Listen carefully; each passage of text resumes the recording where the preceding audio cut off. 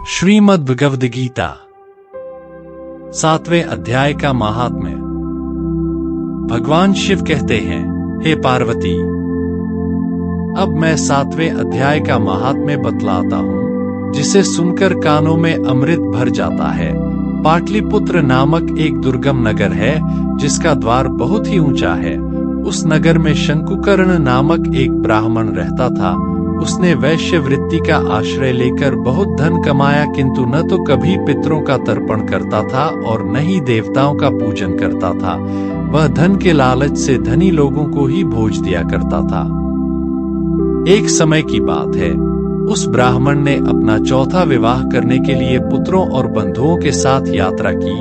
मार्ग में आधी रात के समय जब वह सो रहा था, तब एक सर्प ने कहीं से आकर उसकी बाह में काट लिया।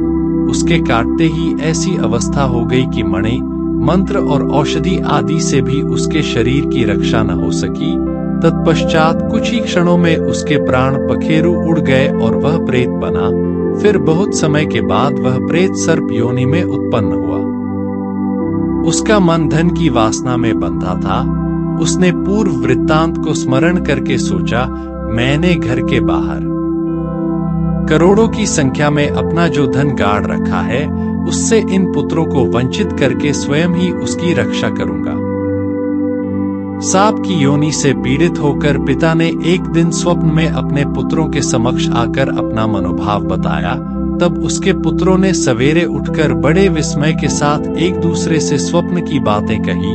उनमें से मंझला पुत्र कुदाल हाथ में लिए घर से निकला और जहां उसके पिता सर्प योनि धारण करके रहते थे, उस स्थान पर गया।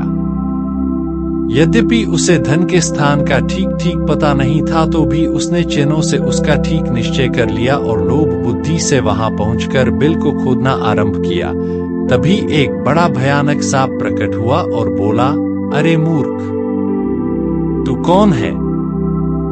किस लिए आया है? यह बिल क्यों खोद रहा है?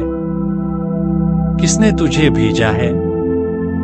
पुत्र बोला, मैं आपका पुत्र हूँ, मेरा नाम शिव है।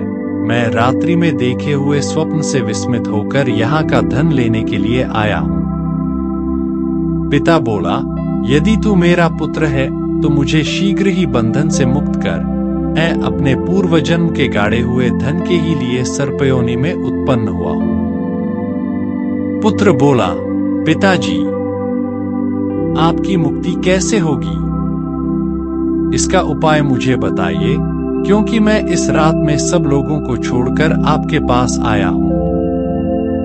पिता बोला, बेटा, गीता के अमृत रूपी 7वें अध्याय को छोड़कर मुझे मुक्त करने में तीर्थ, दान, तप और यज्ञ भी समर्थ नहीं है।